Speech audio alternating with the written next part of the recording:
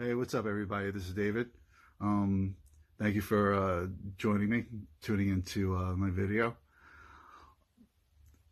The name of my feed is Metal Tantra, and the reason why I started it was for other people, musicians such as myself, or people who just love music, maybe give their perspective on their experiences with music when involved in tantric practices.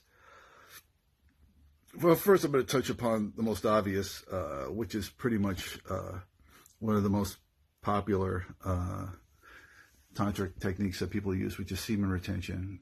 And a lot of people report that while practicing semen retention, music actually sounds better. They say, why does music sound better when I'm practicing semen retention? And the truth is, music doesn't sound better. Music sounds the same. What sound is, they're vibrations, they're frequencies that hit that organ, that hit your ear. And your ear is able to perceive, actually it's perceived by your brain. When those frequencies hit your eardrum, your brain is able to pick up a certain range of frequencies that fit within that spectrum. You got frequencies that are low, and there's a limit to how low a frequency that you're able to perceive, and there are frequencies that are very high that are beyond what we can perceive as well, such as a dog whistle. You blow a dog whistle, all you hear is air. All you hear is air, but the dog will be running down. You'll see a dog running down the street because they're able to hear frequencies that we can't. But getting back to the semen retention, when you perceive music, you feel what you're basically feeling is the vibrations of that music. Deaf people can feel music by either vibrations through the floor, or they could put their hand on a piano, put their hand on an instrument, and it'll vibrate through their bones. I've seen people who are stone deaf able to break dance to music because they're able to feel the vibrations from the floor.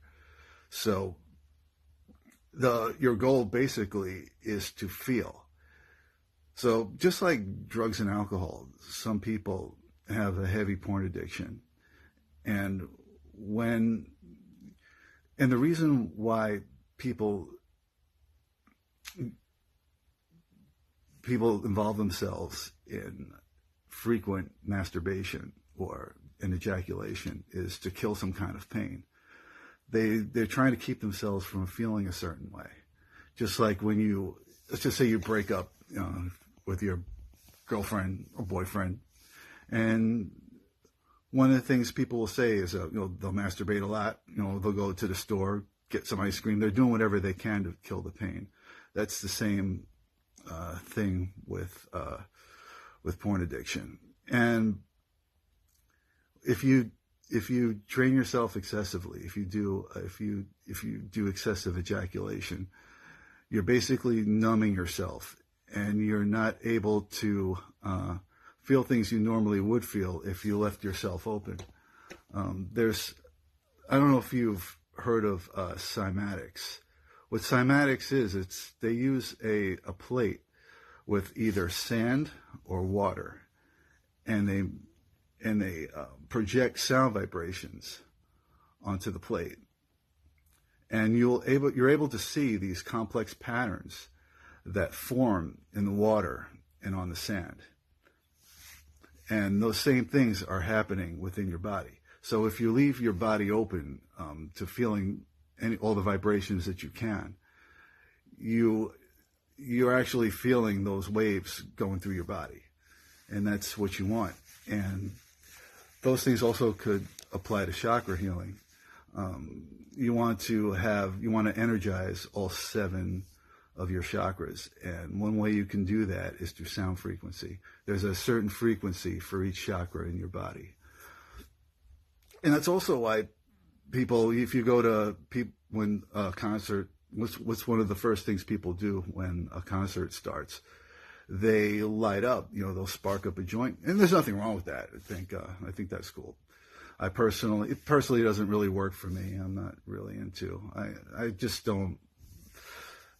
Pot kind of makes me paranoid, and I don't really enjoy it that much. But people who actually like to smoke, I think that's great. But the thing with that is that it artificially puts your body into that alignment, and that's why music is enhanced, because it awakens that sensitivity, and that's good. But it's chemically induced. Your goal is to get yourself in that alignment without the use of chemical substances. And that's done through meditation, for one. So back to what we were talking about, is killing pain. I've been practicing semen retention on and off, probably since I've been a teenager, not because I've known anything about it, but I instinctually knew that if I spent a lot of time not masturbating, there were times I felt more empowered and more healthy, and felt a lot better about myself. And I knew, and whenever I spilled my semen, I felt that sense of loss, whether it be by myself or with a girl. It didn't really matter. It's every time that I lost semen, I felt drained, and I felt that you lose kind of a sense of your personal power. So one thing I discovered as of recently is if I spend maybe 3 or 4 months, or even as much as 1 month retaining semen, you're no longer covering up pain that you would be doing by ejaculation. You're kind of all that, anything that you're covering up, whether it be issues from things that happened in your past, or just something that's been bothering you as of recently, it's gonna be exposed. You're gonna feel it, and you need to deal with it as these feelings come up. If you drown them out and hide them, they're not gonna go away. You're kind of numbing yourself, and when you're doing that, you're not feeling as much. So when you're playing music, you're not having that same experience as you would have if you were practicing semen retention, and if you're leaving yourself open to feeling. I'd like to talk a lot more about it, but got to head out to work. So thanks again for listening. You'll be hearing a lot more from me. There's a lot of subjects I'd like to touch upon. Feel free to check out my other Instagram feeds. One is David HK Music. I have several music videos on there. I also have a channel for vegan cooking called Plant Riot. It's plant_riot. And I also have David HK Music is also a YouTube channel. I need the hits. I need the subscribers. So if you want to help a brother out, just head on down there. Also, feel free to hit me up in the comment section. I'd love to hear from you. Thanks again.